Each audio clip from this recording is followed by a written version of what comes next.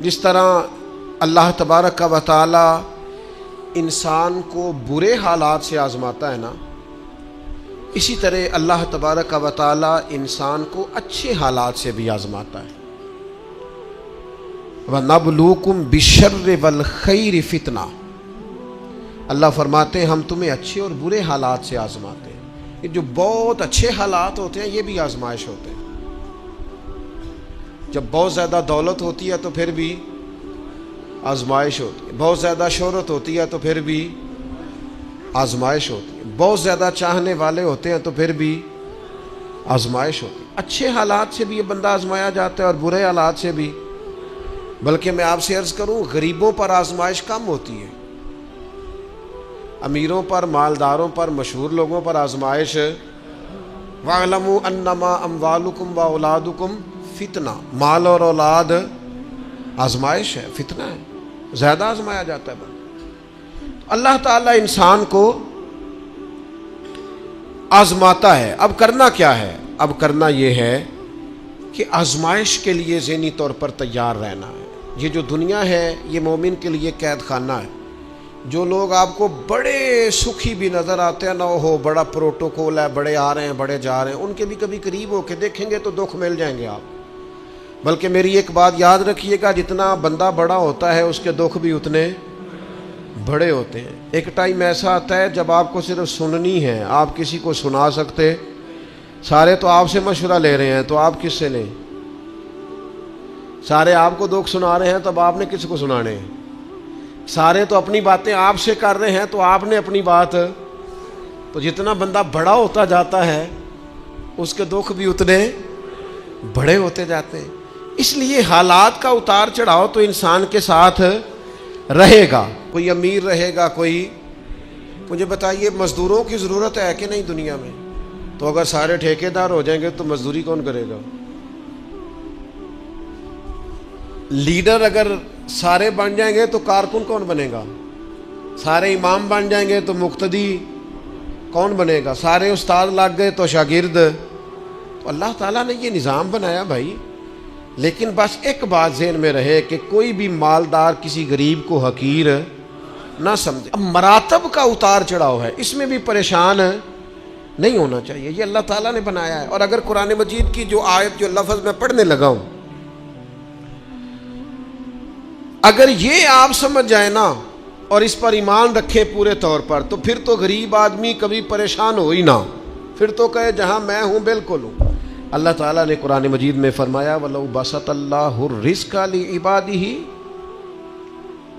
فرمایا اگر اللہ تعالیٰ اپنے سارے بندوں کی روزی کشادہ کر دیتا، سب کا رزق اگر اللہ وسیع کر دیتا، لَبَغَوْا فِي الْأَرْضِ، تو زمین میں بغاوت ہو جاتی، یہ فساد برپا کرتے، بغاوت کر دیتے اگر سب کی روزی۔ کچھ لوگ کہتے ہیں جی میں غریب ہوں، تو میں کہتا ہوں زکوٰۃ تو نبی پاک نے بھی کبھی نہیں دی، حضور پر بھی فرض نہیں تھی، اتنا مال ہی کبھی جمع نہیں ہوا۔ اگر مال میرے بھائی بہت ہی زیادہ عظیم ہوتا تو سب سے زیادہ سیدہ فاطمہ کے گھر ہوتا، وہاں تو مہینہ مہینہ چولہا نہیں جلا۔ اگر دولت بڑی عظیم ہوتی تو سب سے زیادہ سید عائشہ کے حجرے میں ہوتی۔ نبی پاک علیہ السلام ہر کام آہستہ آہستہ کرنے کا حکم دیتے اطمینان سے، لیکن صحابہ فرماتے ہیں حضور کے پیچھے نماز پڑھی تو نبی پاک جلدی سے عصر پڑھا کے گھر گئے، جلدی سے، اور تیزی سے حضور واپس آئے۔ تو ہم نے عرض کی یا رسول اللہ صلی اللہ تعالی علیہ وسلم آج اتنی جلدی آپ گئے اور اتنی جلدی واپس آ گئے؟ تو محبوب فرمانے لگے نماز پڑھا رہا تھا تو مجھے خیال آیا کہ وہ گھر میں تو سونا کل بانٹ رہا تھا، آج میں تو ایک ڈلی سونے کی بچی ہوئی پڑی ہے، تو میں نے کہا زیادہ وقت نہ گزر جائے، وہ بھی میں جلدی سے جا کے دے آؤں، تو میں جلدی سے گیا ہوں۔ پیسے نہ ہونے پر پریشان ہو یار، نبی پاک نے تو انہیں قبول ہی نہیں کیا، پسند ہی نہیں فرمایا۔ دولت، عہدہ، شہرت، اس کے بارے میں پریشان ہو، اللہ کہتا ہے یہ سب کا وسیع ہوتا تو زمین میں فساد ہوتا۔ لہذا مقصد حیات کو سمجھو، صرف عہدے کا اوپر نیچے ہونا یہ کمزوری کی علامت نہیں ہے، اپنے آپ کو اس سے نکالو۔ اگر اللہ تبارک و تعالیٰ نے کہیں رکھا ہے انسان کو تو یہ اس کے لیے فائدہ مند چیز ہے۔ پھر ایک بات یہ ہوتی ہے، بہت سارے دوست آ کے پوچھتے ہیں جی میں جو کام بھی کرتا ہوں ناکام رہتا ہوں، جو کام بھی کرتا ہوں پیچھے رہ جاتا ہوں، جو جد و جہد بھی کرتا ہوں میرا کام آگے نہیں چلتا۔ حضرت عیسیٰ علیہ السلام نے نہ گھر بنایا نہ نکاح فرمایا، ایک پیالہ تھا ہاتھ میں، ایک دن انہوں نے دیکھا کہ ایک آدمی چلو سے پانی پی رہا تو پیالہ بھی صدقہ کر دیا۔ وہ ایک اینٹ کا تکیہ رکھتے تھے، ایک دن انہوں نے ایک شخص کو دیکھا کہ بازو بچھا کے اس نے تکیہ بنایا ہوا ہے تو وہ اینٹ بھی کسی کو دے دی، تیرے کام آ جائے گی۔ اس خلوص کے ساتھ انہوں نے دین کی تبلیغ کی، لیکن قوم نے کیا کیا؟ معاذ اللہ انہیں سزا دینے کے لیے، پھانسی لٹکانے کے لیے آ گئی، وہ تو اللہ نے کرم کیا آسمانوں پہ اٹھا لیا۔ اتنی سخت محنت کے باوجود بھی ان کی ظاہری حیات میں ساری قوم ان کی فرما بردار۔ پھر مجھے بتائیے حضرت عیسیٰ دنیا سے کامیاب تشریف لے گئے کہ نہیں؟ جناب عیسیٰ دنیا سے وہ کیوں کامیاب گئے کہ اللہ نے جو ڈیوٹی ان کے ذمہ لگائی تھی وہ ڈیوٹی انہوں نے پوری کی ہے۔ ہم اپنی ڈیوٹیاں پوری کریں، صبح دکان وقت پہ کھولیں، گاہک تو اللہ بھیجتا ہے، رزق تو اللہ دیتا ہے، ہم جا کے محنت پوری کریں۔ لیکن یہ جو نتیجہ اپنی مرضی کا مانگتے ہیں نا، میں نے جیتنا ہی جیتنا ہے، جیتنا تو شرط ہی نہیں، کھیلنا شرط ہے، جیتنا تو شرط ہی نہیں۔ مجھے بتائیے نا، حضور علیہ السلام موجود ہیں، ظاہری طور پر سارے جلوے، پر احد کے اندر بظاہر مسلمانوں کو ناکامی ہو گئی تھی، ظاہری طور پر کفار جیت گئے تھے، تو کیا حوصلے ٹوٹ گئے؟ اس کے بعد کیا کہا مسلمانوں نے؟ اب ہم نہیں نکلیں گے میدانوں میں۔ بظاہر حدیبیہ کے موقع پر کفار سخت شرطیں منوانے میں کامیاب ہو گئے تھے، تو کیا پھر مسلمان دل چھوٹا کر جاتے؟ او ملت کے جوانوں، ہر بات میں کمزور پڑ جاتے ہو۔ او جی مجھے بڑی دیر ہو گئی، میرا کوئی اتنی کچی باتیں کرتے ہیں، بعض اوقات کے دل کرتا ہے یار تو کیا بات کرتا ہے، اٹھ باندھ کمر کیوں ڈرتا ہے؟ پھر دیکھ خدا کیا کرتا ہے۔ قرآن مجید کا کبھی آپ انداز دیکھیں نا سمجھانے، وَلَا تَهِنُوا وَلَا تَحْزَنُوا وَأَنْتُمُ الْأَعْلَوْنَ إِن كُنتُم مُؤْمِنِينَ۔ فرمایا کمزور نہ پڑنا، غم نہ کھانا، بس پکے مومن رہنا، فتح اللہ تمہیں ہی عطا کرے گا، غلبہ اللہ تمہیں ہی عطا کرے گا۔ لہذا یہ ساری چیزیں اللہ پہ چھوڑ دیں، جتن جتن تہار کوئی کھیڑے، تو ہارن کھیڑ فقیرہ، جتن دا مول کوڈی پیندائی، ہارن دا مول ہیرا۔ دنیا میں کچھ لوگ اس طرح بھی میدان میں نکلتے ہیں جو ہارنے کے لیے نکلتے ہیں۔ چھوٹا بچہ کہتا ہے اپنے ابا جی سے پنجہ لڑائیں، سچ بتاؤ ابا جب چھوٹے بیٹے سے پنجہ لڑاتا ہے تو جیتنے کے لیے لڑاتا ہے؟ بیٹے نے بازو پکڑا ہے، پنجہ ملایا، باپ گر گیا اور صاحب پتہ کہتا او ہو کنی طاقت ہے۔ او نہیں طاقت جناب، آپ خوش ہو رہے ہیں کس بات پہ؟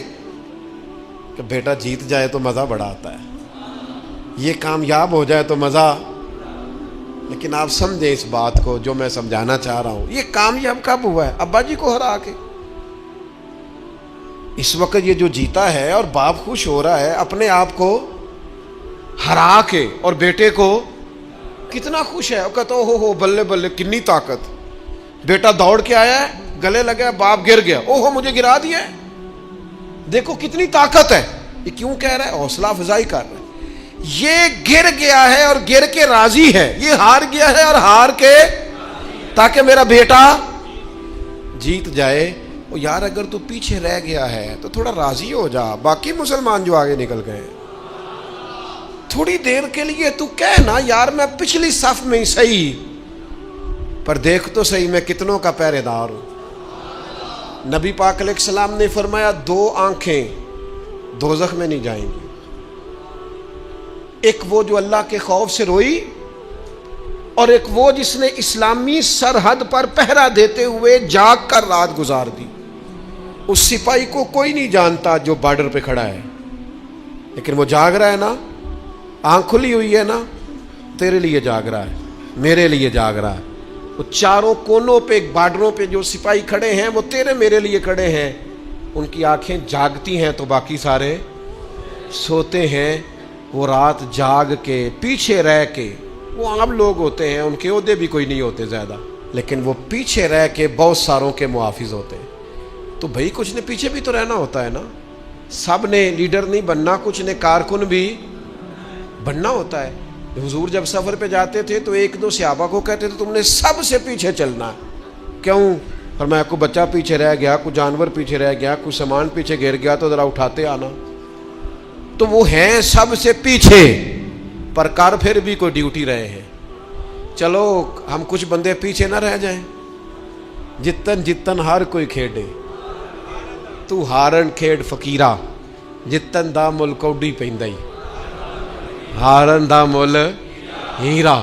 تو میرے بھائی یہ مراتب میں اگر کمی بیشی ہو جائے تو اس پہ کمزور ایک خاص چیز آپ سے عرض کرنے لگا ہوں، اور یہ شاید پہلی دفعہ میں ایسا کروں گا۔ میرا دل کرتا ہے آج میری گزارش ہوگی، میں آپ سے طلب کروں گا، مہربانی کریں آج نہ اپنی زندگی کی پچھلی ساری کوتاہیاں یاد کریں، سستیاں یاد کریں، کہاں کہاں ہم نے جان بوجھ کر اپنی جان پہ ظلم کیا ہے، پیچھے رہ گئے، اس کو یاد کرنا ہے آج۔ یہ میں نے بھی آج یاد کرنا ہے، آپ نے۔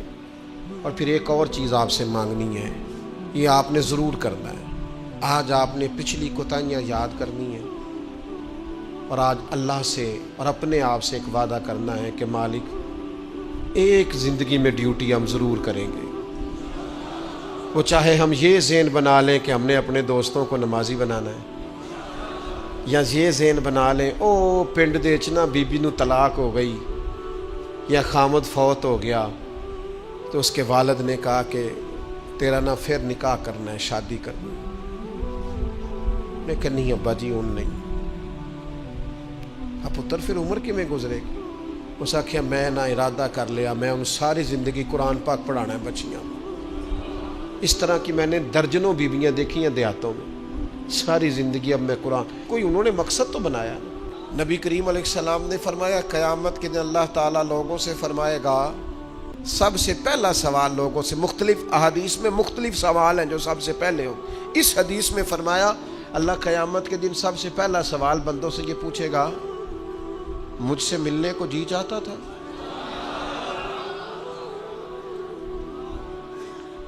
میرے تے لنگ کئی مہینے تے برس گئے تے تیری دید نو دیدے ترس گئے، مجھ سے ملنے کو جی چاہتا تھا؟ میں آپ کو بات عرض کروں، مزہ نہیں آ جائے گا رب رسول کو دکھڑے سنانے کا؟ لطف نہیں آ جائے گا ان کی بارگاہ میں بیٹھ کے حال دل عرض کرنے کا؟ کیا منظر ہوگا، کیا رنگ ہوگا، کیا انداز ہوگا؟ خدا خود میر مجلس بود۔ کریم فرماتے رب بندوں سے فرمائے گا مجھ سے ملنے کو جی چاہتا تھا؟ عرض کریں گے مالک بڑا ہی چاہتا تھا۔ اب وہ کریم ہے نا، دریائے رحمت جوش پہ ہے، تو حضور فرماتے ہیں دوسرا سوال رب فرمائے گا یہ تمہارا مجھ سے ملنے کو کیوں جی چاہتا تھا؟ یہ کیوں جی چاہتا تھا بھلا مجھ سے ملنے کو؟ یہ انداز دیکھیے۔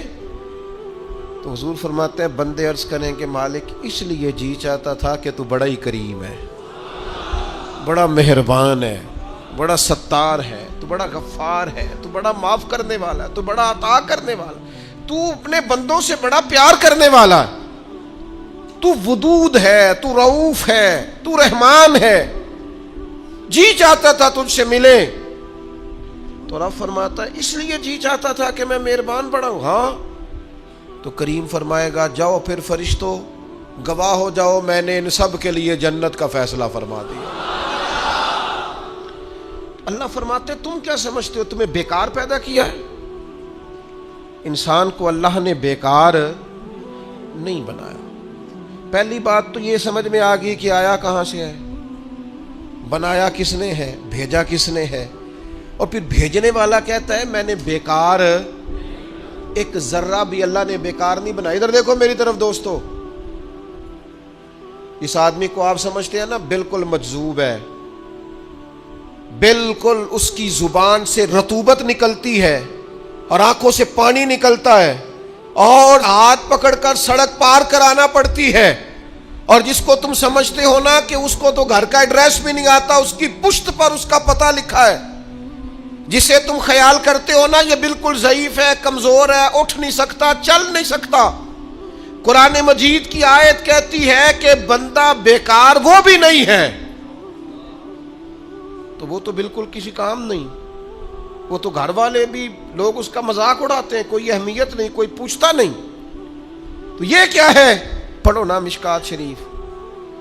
اللہ کے پیارے حبیب علیہ السلام نے فرمایا یہ جو تمہیں رزق دیا جاتا ہے نا، اور یہ جو تم پر بارشیں برسائی جاتی ہیں، یہ تمہارے ضعیف لوگوں کی برکت سے دیا جاتا ہے۔ میں کسی شخص سے بیزار نہیں ہو سکتا، کیونکہ ایک ذرہ بھی تو بیکار نہیں ہو سکتا، ایک ذرہ بھی تو بیکار نہیں۔ مجھے ایک دوست کی بات نہیں بھولتی، ان کے بیٹے نے آ کے کہا مجھ سے، کہنے لگی ابا جی نو آکھو بڑا دے لیا رشتہ داراں نو تے بڑا ونڈ لیا، وہ کہڑا کو نہ نیکی کردے نے، سوا سائڈ تے ہو کے غیبتاں کردے نے، آنکھوں نے ان بس کرن۔ اور وہ تھوڑے تھوڑے نالاں بھی تھے، چند باتیں اس نے اس طرح کی بتائیں جو واقعہ شکایت والی تھی۔ تو میں نے ان بزرگوں سے کہا، میں کہ پاجی منڈا بھی پریشان ہے، گھر دے بھی تو چھڈو، سادہ بندہ ان پڑھ آدمی محنت مزدوری، اتنی پتے کی بات کی؟ کہنے لگا حضرت صاحب پتہ نہیں اللہ کدے صدقے پہ دیندا ہے۔ تو مجھے یہ حدیث یاد آئی مشکات شریف کی، حضور فرمانے لگے اللہ تمہارے کمزوروں کی برکت سے تمہیں عطا کرتا ہے۔ کس کی وجہ سے اللہ تمہیں دیتا ہے؟ ضعیفوں کی وجہ سے۔ ایک تو کسی چیز کو بھی اللہ تعالیٰ نے بیکار پیدا پھر کس لیے پیدا کیا؟ مقصد حیات کیا ہے، اس کو آپ نے سمجھنا ہے۔ فرمایا الذی خلق الموت والحیات لیبلوکم ایکم احسن عملا، ہم نے موت اور حیات اس لیے پیدا کی ہے تاکہ پتہ چلے تم میں بہترین عمل کون کرتا ہے، بہترین عمل کون بندہ کرتا ہے۔ اس مقصد کے لیے موت اور حیات کو پیدا کیا۔ ہم تو کام کرنے آئے بھائی، دنیا میں کام کرنے آئے۔ یہ جو لوگ ویلے بیٹھے ہیں نا، صبح سے شام تک موبائلیں چلا رہے ہیں، آرام کر رہے ہیں، کھانے کھا رہے ہیں، آ رہے ہیں، جا رہے ہیں، یہ لوگ اس مقصد حیات سے غافل ہیں جس مقصد کے لیے بھیجے گئے۔ قرآن مجید کہتا ہے تمہیں اچھے اعمال کے لیے دنیا میں بھیجا ہے، اس مقصد کو تم سمجھو۔ کوئی خیر کا کام زندگی میں کرو، کوئی خیر کا کام۔ یہ جو مسجد کا خادم ہوتا ہے نا، اس کے پاس مسجد کی چابیاں ہوتی ہیں، اور مسجد کے خدام اکثر پڑھے لکھے نہیں ہوتے، کم پڑھے لکھے ہوتے ہیں، لہذا یہ ڈیوٹی کرتے ہیں، مسجد میں صفائی کرتے ہیں، جھاڑو دیتے ہیں، ڈیوٹیاں کرتے ہیں۔ لیکن میں آپ سے عرض کروں، بن سنور کے امام صاحب آئے، جناب پگڑی باندھی ہے، جبہ پہنا ہے، آ کے وہ سج گئے، سنور گئے، آ کے یوں بیٹھ گئے وہ، لیکن ان امام صاحب کو ان کی بھی بڑی شان ہے، جو نمازی مسجد میں سجدہ کریں گے ان کی بھی بڑی شان ہے، لیکن اس بندے کا مرتبہ آپ سمجھتے ہیں جو سب سے پہلے آیا ہے، جس نے آ کے جھاڑو دیا ہے؟ کہہ لوں میں ایک جملہ، کہہ لوں میں ایک جملہ، ایک بات کہہ لوں وہ والی کہ نبی کریم علیہ الصلوۃ والسلام نے کنجیاں ساری سیدنا بلال کو دے دی تھی، ڈیوٹی حضرت بلال حبشی کو دے دی۔ میں کہہ لوں یہ اسی رستے پہ ہیں جس رستے پہ سیدنا بلال حبشی تھے؟ پھر مجھے کہہ لینے دو یہ لفظ، مفتی بن کر، پیر بن کر، مولوی بن کر، مقرر بن کر، صدر بن کر، فلاں بن کے بیٹھے رہو، تمہیں مبارک ہو، تمہاری بڑی شان ہے، پر یہ عظمت صرف سیدنا بلال کی ہے کہ نبی کریم نے فرمایا بلال میں نے معراج کی رات جنت میں بھی تیرے چلنے کی آواز سنی، یہ شان صرف۔ پھر مجھے کہہ لینے دو کمر اچھا ہے، فلک پہ نہ ہلال اچھا ہے، تیری نظر گر بینا ہو تو دونوں سے بلال اچھا ہے۔ آپ سمجھیں اس بات کو، کوئی مقصد تو ہے نا میرے بھائی۔ صحیح بخاری میں موجود ہے حضرت بلال مقصد بنا لیا تھا حضور کے دروازے کی نوکری کرنا۔ میں آپ سے عرض کروں، اگر کوئی مقصد نہیں نہ بناؤ گے تو زندگی بے چین بے قرار گزرے گی۔ با مقصد لوگوں کی زندگی صحیح گزرتی ہے، با مقصد۔ کوئی ایک نوجوانوں سے بالخصوص کہوں گا یہ کوئی مقصد نہیں ہے، لوگ راضی کرنا، سٹیٹس لگانا، ویوز چیک کرنا، لائکس، کوئی مقصد نہیں، یہ بالکل بیکار کام ہے۔ آپ باصلاحیت ہیں۔ کچھ نوجوانوں کو میں دیکھتا ہوں، مجھے ایسے لگتا ہے یہ نوجوان ایسے ملک اور ملت کو چلا سکتا ہے، کہ کوئی مقصد نہیں ملا، کوئی کام نہیں ہے کرنے، کوئی ڈیوٹی نہیں اپنے ذمے لی، آنا ہے، جانا ہے، بیٹھنا ہے، خوش گپیاں ہیں، تبصرے ہیں، یہ کوئی کام نہیں۔ آپ کا کوئی مقصد حیات ہو، آپ کوئی ڈیوٹی کریں، کوئی کام کریں، کوئی خدمت ہو جو آپ کریں، آپ محسوس کریں گے کہ کچھ برکت ہو گئی ہے۔ لیکن اگر محمل وقت گزارو گے، بیکار ہو جاؤ گے، زنگ لگ جاتا ہے صلاحیتوں کو۔ میں خود کئی دفعہ اپنے آپ پہ غصہ کرتا ہوں کہ یار یہ 20 منٹ ایسے ہی وقت ضائع ہو گیا۔ اور پھر ایک اور بات بھی، اس میں عمر کا بھی کوئی لینا دینا نہیں۔ امام رازی نے لکھا ہے، ایک صحابی کے بارے میں حضور نے فرمایا کہ تیرا تھوڑا وقت رہ گیا دنیا سے جانے کا۔ ظاہر ہے بوڑھے آدمی تھے، یا رسول اللہ پھر مجھے بتائیں کیا کروں؟ تو فرمایا ادھر سے صحیفے اٹھا کے لا، تجھے قرآن پڑھانا شروع کروں، پڑھتا پڑھاتا دنیا سے چلا جا۔ انہوں نے نہیں کہا یہ عمر نہیں، آپ کے پاس مہینہ ہے، سال ہے، 20 سال ہے، جتنا بھی ٹائم ہے، آج سے کوئی کام شروع کر دیں، کوئی ڈیوٹی کریں۔ آپ یقین کریں کوئی کام اگر ہم اپنے ذمے لے لیں گے تو ہمارے لیے جینا آسان ہو جائے گا، ہمارے لیے جینا آسان ہو جائے گا۔ ڈیوٹی لے لیں کوئی، اس کو کریں۔ اب ہوگا کیا؟